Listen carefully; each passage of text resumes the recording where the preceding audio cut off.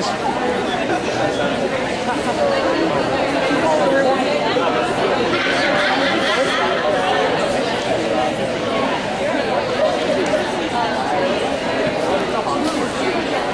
And the star of the show. Hello everyone, my name is Lynda, and pretty much my project this summer was using human liver cells to measure the efficacy of clinical iron chelator. So why is this interesting?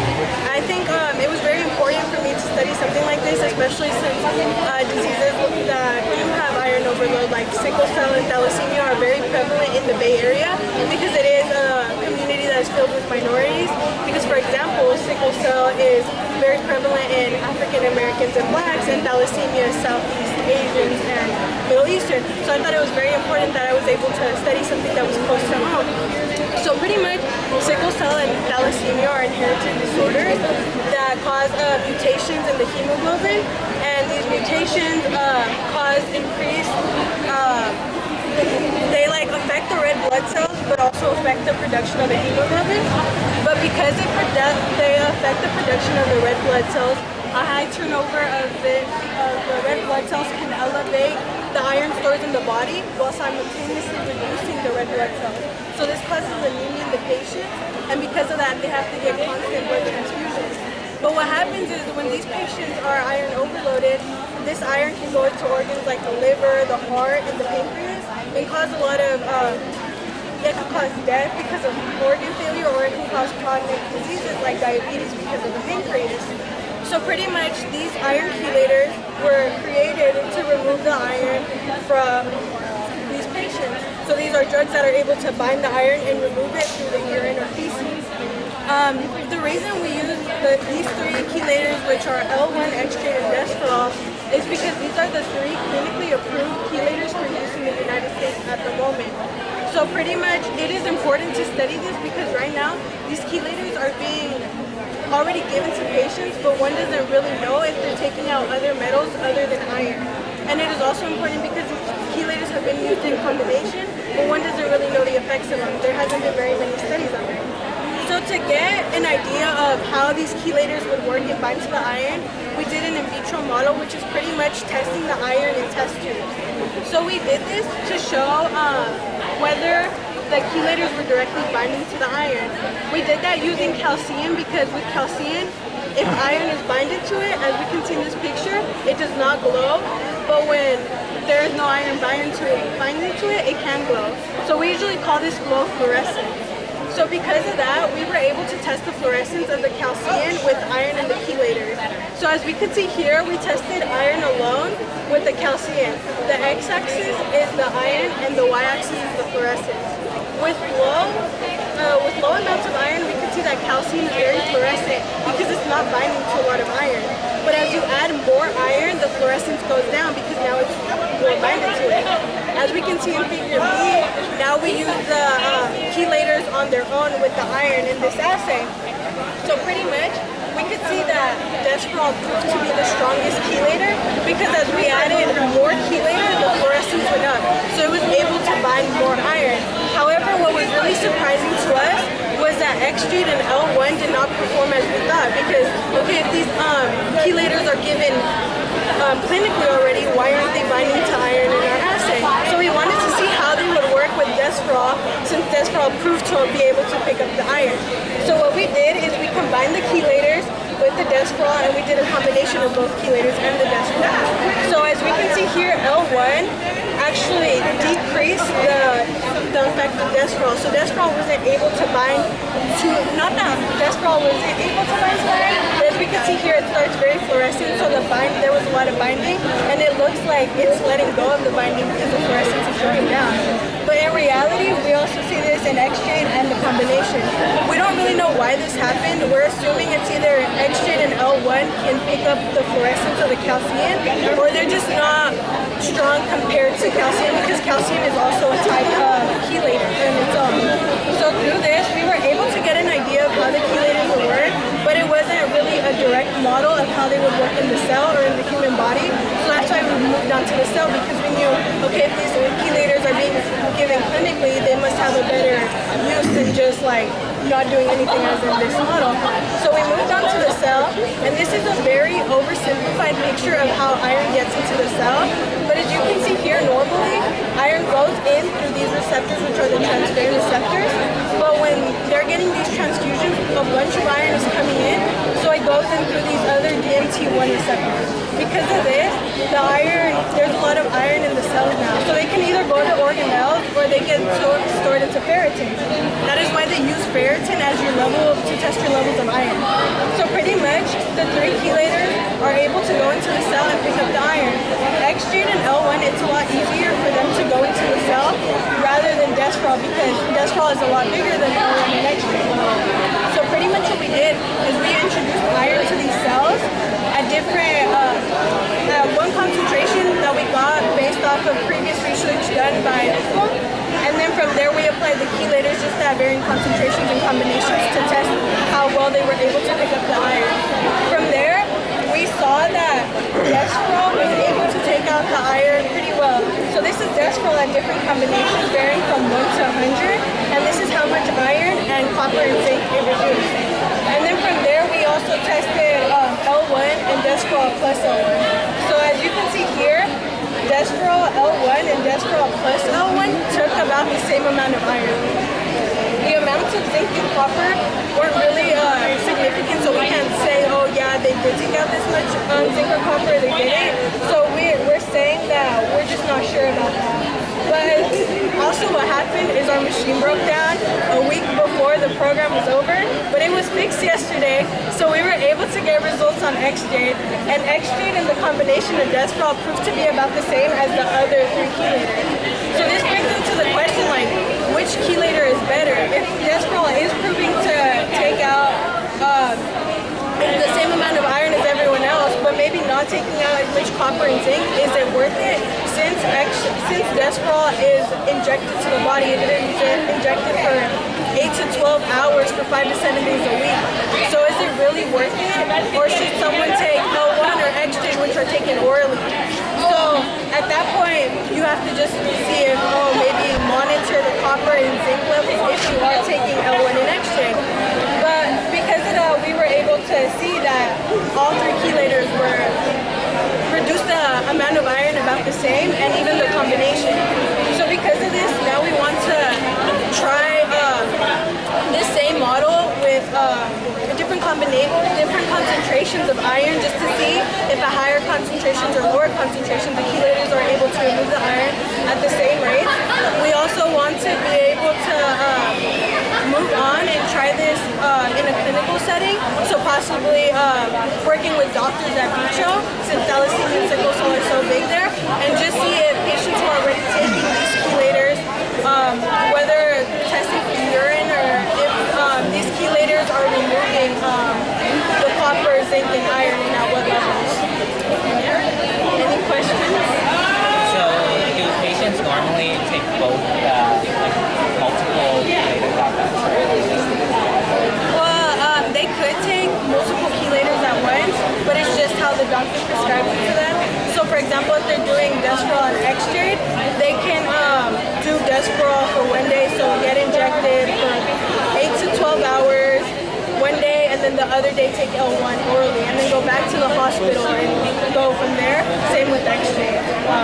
Yeah. But your results show that there's no significant difference between the two. Yeah, no, there's no significant difference in the amount of iron these chelators take. What we were worried about is like the L1 and the X-Jade taking these other minerals. So that's why we would recommend either taking supplements or just getting those minerals checked throughout the process of taking these chelators.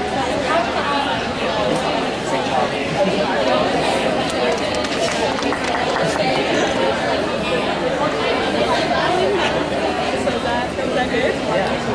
That's good. Would you like to go through my poster?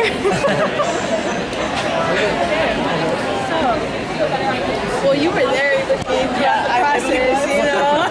So, I'll give you a quick little spiel of my results. Dawson's like, I don't know anything. I don't know anything. Yeah, it's not like Dawson was sitting through me or next to me for the 9 years. I'm gonna go ahead and media to myself, okay? Okay, so pretty much, I think this is important because this is my first research opportunity. So I think it's interesting that, for example, thalassemia and sickle cell is very prevalent in this community because it is a community that is very, like, that there's a lot of minorities in. So for example, black is very sickle cell is very prevalent in blacks, and thalassemia is very prevalent in Southeastern Asians and Middle East. So pretty much, I think it was important to be able to study something so big. So sickle cell and thalassemia are inherited disorders that result from mutations in the hemoglobin, and because of this, it affects the red blood cells, and it also affects the production of hemoglobin. So because of that, there's a high turnover of red blood cells, and this causes anemia, but the iron stores are simultaneously increasing because it's like the red blood cells are like popping and developing the iron in the body.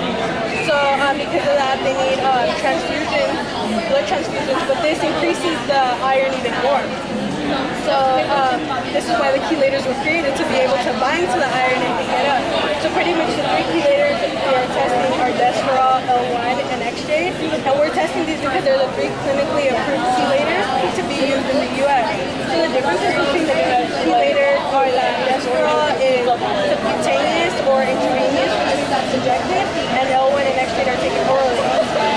So because of that, we wanted to compare them and see if it's taken orally, if these chelators are removing the mineral content other than iron, because these chelators aren't really studied, especially in combination. And it's also important because Desferol was used for a long time until recently that these oral chelators were available. So that is why our study is significant, because it allows us to know if other minerals are being taken away, and it allows us to know how the combinations are working. So we wanted to get an insight of how pretty much the chelators would work before starting to work in the cells. So we did an in vitro model. So this was a model that pretty much did not include any cells. It was, you could say, test tube. So as you can see here, we use calcium because when the calcium is alone, it glows, so it is fluorescent. But when it is binded to iron, it is quenched, so it no longer glows. So through that, we were able to use iron in the chelators to see how well the calcium would glow with the iron. So as we can see here, we have iron and the fluorescence of calcium. At low levels of iron, the calcium is very fluorescent, meaning that as long as there's not a lot of iron binded to the calcium, it will glow. But as we increase the levels of iron, the calcium quenches. So we're able to see that at higher levels, it's binding better to the calcium, and that is why the fluorescence is going down. In our second figure in B, we actually put the chelators to the test. So we were able to see that as we increased the amount of chelator, Desferol was able to bind better to the iron because the fluorescence increased. To our surprise, XJ and L1 didn't do the same, so we were a bit confused. Like, we knew, okay, this isn't going to be the same as a cell model, but we wanted it to respond. So that is why we were like, okay, we'll move on and try XJ and L1 with Desferol, since Desferol did prove to work in this model. So we pretty much did L1, XJ, and L1 plus XJ, but in all three graphs, you can show that as the chelator increased, the fluorescence of the calcium decreased. Therefore, meaning that it seems that either the iron was not binding to the DFO anymore, or the remaining iron that wasn't binding to the DFO at the beginning was now binding to the calcium. We don't really know why this happened because we didn't have enough time to really research and go into depth with that. But we're assuming that since calcium does have EDTA, which is a strong chelator itself, it was able to bind the iron better than L1 and XJ, since L1 and XJ are pretty weak at binding iron compared to the Desferol. Because as we can look over here, Desferol is hexadentate, while XJ is tridentate, and L1 is bidentate. Meaning that iron has 6 places to bind, and L1 can only bind to 2 of those places, so technically 3 little L1 molecules must bind together to the iron to remove 1 iron. Whereas XJ is tridentate, so it combines to 3 areas, so you only need 2 little XJs to pull it out. Whereas Desferol is hexadentate, where just 1 little molecule of Desferol can pull out 1 part of the iron. So that is why we're thinking that maybe because these chelators are weaker than the calcium, we got these results. Another thing that could have happened is that just these chelators themselves absorb some of the fluorescence, and that is why the fluorescence went down. So those results were very surprising to us. But because of this, we knew that, okay, these chelators are used clinically, so obviously these aren't the results you're going to get in people, that obviously the iron levels are increasing, right? So we decided to do it in a cell model because it was a bit more realistic. So this here is a picture of a really simplified cell and how the iron goes in. So pretty much as you can see here, iron regularly goes into the transferrin receptors, but when these blood transfusions are constantly happening, iron begins to go into the EMT1 receptor. And because of this, there's a lot of iron in the cell, so it can go to the organelles, or a lot of it is stored in ferritin. That's why to see your iron levels, they test your ferritin because that is where it's stored.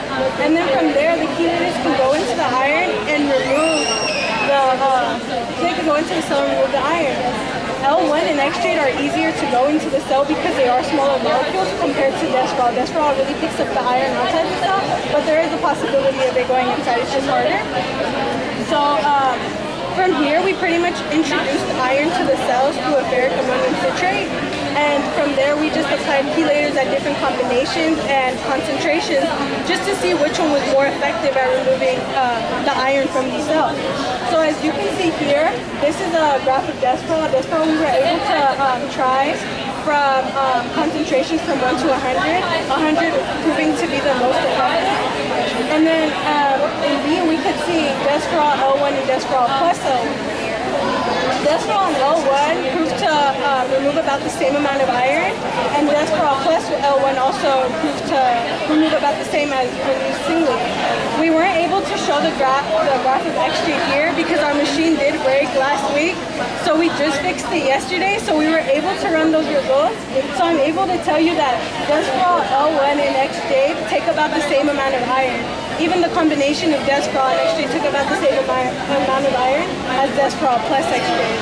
So from this, we're able to tell that all three chelators take about the same amount of iron. Now here we can see that the levels of zinc and copper do go down a bit with L1, and with extrate they went down a bit too. But we don't know how significant that is because our error bars are pretty variable. But so if you were to put a patient on L1 or extrate, we would recommend just monitoring their levels or putting them on supplements just in case to not cause that deficiency in copper. So from this, we were able to tell that all three chelators took about the same amount of iron from the cells. Obviously, this doesn't completely transfer to a human body since the body does process the chelators differently, but we're able to get an idea of how they do work. From this, we were also able to tell that the combinations worked about the same in removing the iron. So our next steps to really ensure how well these chelators work would to be working with a doctor at Vitro and just working with patients who are already on the chelators and testing their urine and feces levels to see how much of these minerals are actually being excreted from the body. So yeah, do you guys have any questions? I have 3 questions for you. Keeping in mind that at least one of us in this crowd isn't nearly as smart and well educated as you. Tell us about these 2 diseases and what they do to the people afflicted with them. Explain to us what a chelator is and how it's going to affect this, and then what are you hoping to accomplish with your research? So pretty much sickle cell disease and thalassemia, since they do affect the red blood cells, since they in a way they like pop, so there's all this iron in your body. So this iron is stored in organs like the liver, the heart, the pancreas. So it causes diseases like diabetes when it gets to the pancreas, or it can cause death because your organs fail. The chelators are pretty much drugs that just bind to the iron and remove it. And then we're hoping just to pretty much see if how well these chelators work at removing the iron from the body. Since this is a disease since sickle cell and thalassemia are diseases that could kill you at the age of 30 because of all the iron that is in you. So it's very important to really understand these diseases and how the drugs work to be able to, provide the best quality of life for these patients. Outstanding. Thank you. I feel so much smarter. Any other questions? Hello.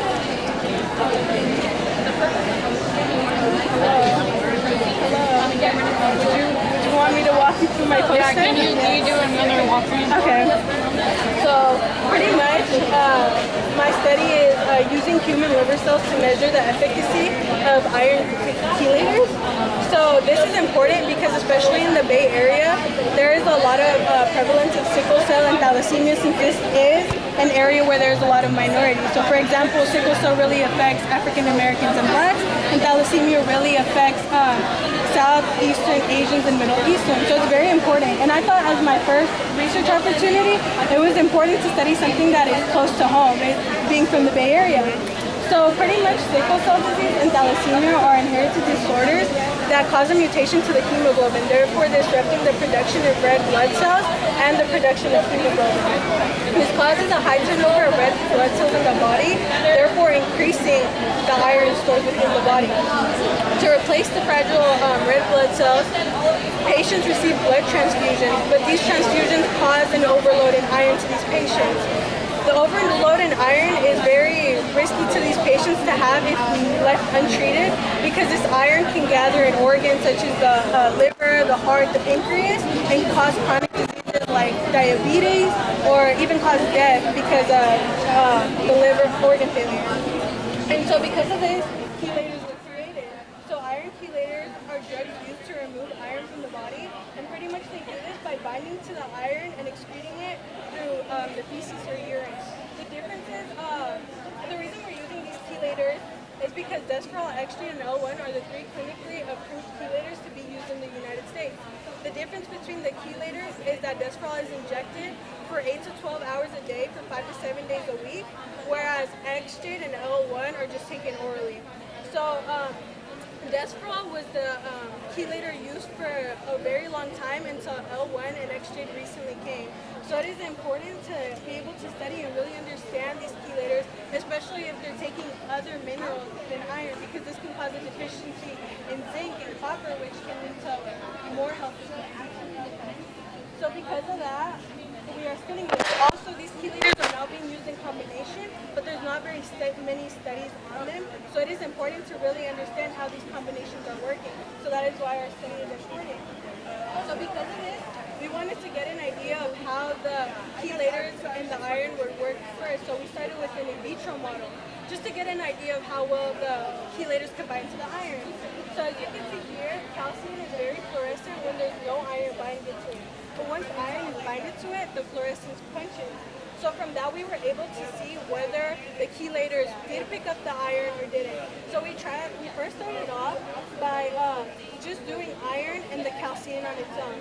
So as we can see in graph A, the iron is on the x-axis and it is increasing, and then the calcium is on the y-axis.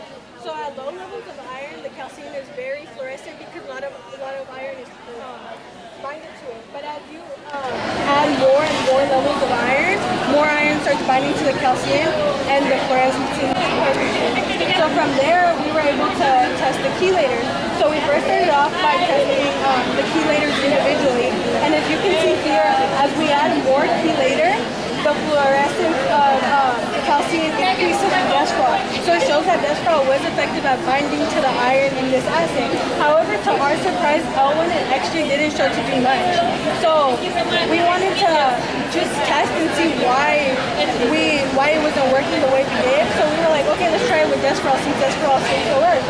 So in this graph, there are combinations of desferal with L1, extrate, and L1 plus extrate. In all 3 graphs, you can see that pretty much as more of these chelators are added, it quenches the calcium. So therefore, it makes it seem like desferal is letting go of the iron rather than actually picking it up like these chelators should do. So pretty much, we weren't really able to get the answer to this, but we're assuming that since calcium is a type of chelator because of the EDTA, it was stronger than the L1 and the extrate at picking up the iron, since the L1 and the extrate are only tridentate and bidentate, meaning that L1 can only bind to 2 parts of the 6 on the I, and extrate can only bind to 3, while desferal can bind to all of them. So L1 and extrate need a lot more molecules to bind to one iron. So we're assuming that the calcium could have been stronger, or these chelators themselves just absorb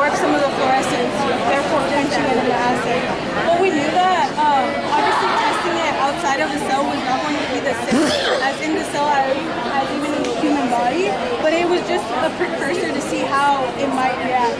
So then we moved on to the cell model.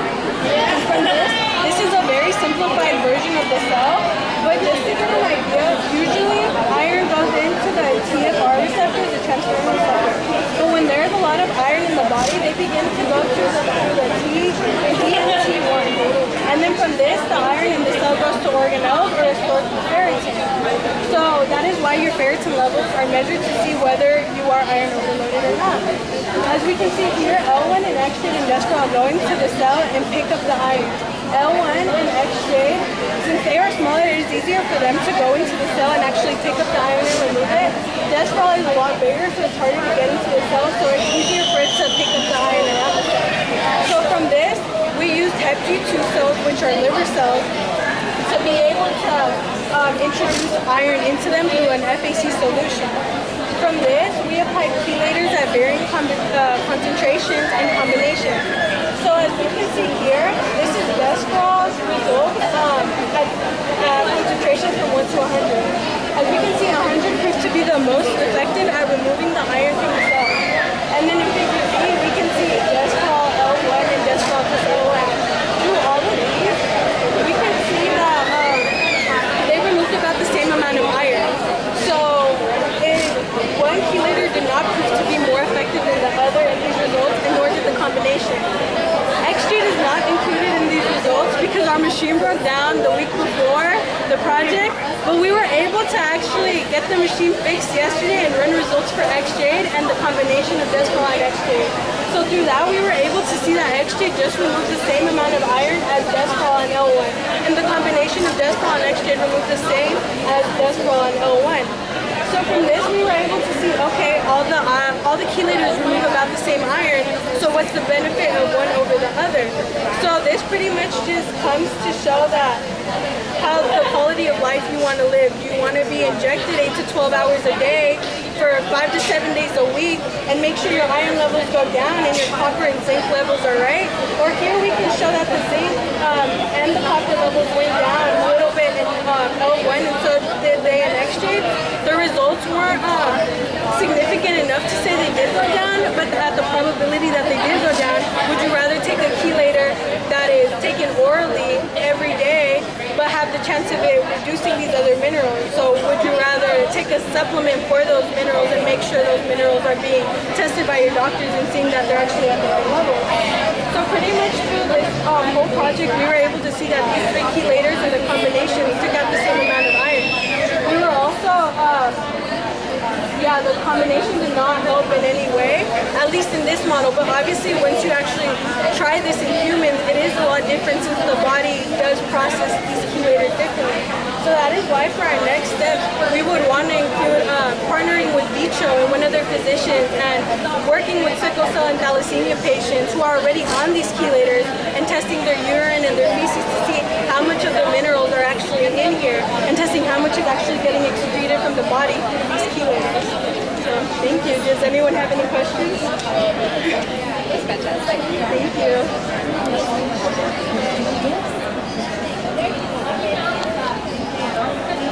So is there too much, can you have too much chelator, you know? Like if I take too much, I don't have any iron, and that's bad too. Yeah. So do these people get monitored all the time? So yeah, pretty much what happens is, depending on the amount of transfusions they are receiving, they start with a certain amount of chelator, and from there they change the dosage depending on whether your iron levels are going down or not. So they do monitor that, and they do that through either liver biopsy, which is done often, but also, for example, there is 3 squid machines in the world that do not have that can tell you your iron levels without having to even do the biopsy. So Very cool. What was your favorite part of the summer? My favorite part was actually being able to just work with the cells because I had never done cell culture before. And so at first I was really scared because I was like, you have to be very clean, you can't contaminate the cells and everything. But once I got the hang of it, I just started enjoying actually even being able to sit down in the hood and just seeing my cells every day.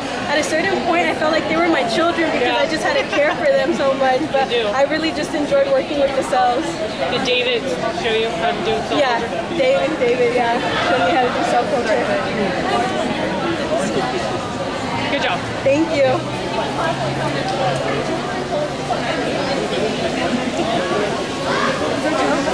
Huh?